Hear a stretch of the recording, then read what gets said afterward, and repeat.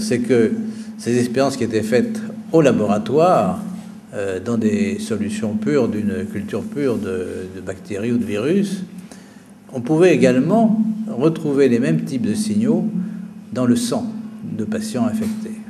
Et pour cela, donc, on prépare le plasma. Donc c'est le plasma au sens biologique du terme, pas au sens physique du terme, bien entendu, de patients. Et nous voyons que, bien sûr, des patients infectés par des virus ou des bactéries chroniquement présentent ces signaux, on verra plus en détail tout à l'heure, mais aussi des patients qui sont atteints de maladies qui ne sont pas connues pour être d'origine infectieuse.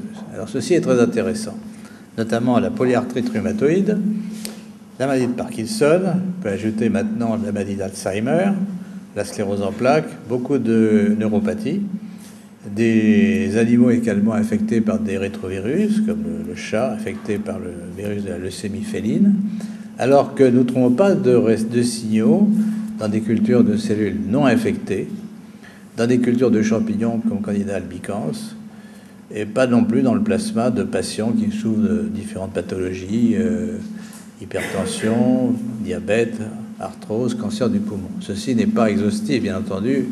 On n'a pas passé tous les patients de la Terre, donc on ne peut pas absolument rejeter la possibilité qu'il y ait des patients qui ne sont pas infectés par un certain nombre de bactéries ou de virus qui puissent émettre des signaux.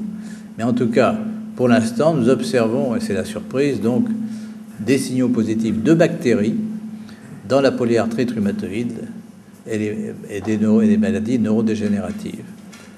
Et ceci suggère donc qu'il y a peut-être une origine infectieuse, parmi d'autres facteurs, bien sûr. Ces maladies sont chroniques et multifactorielles, mais on peut donc voir là une application à la fois au diagnostic précoce de ces maladies et aussi à leur traitement éventuellement.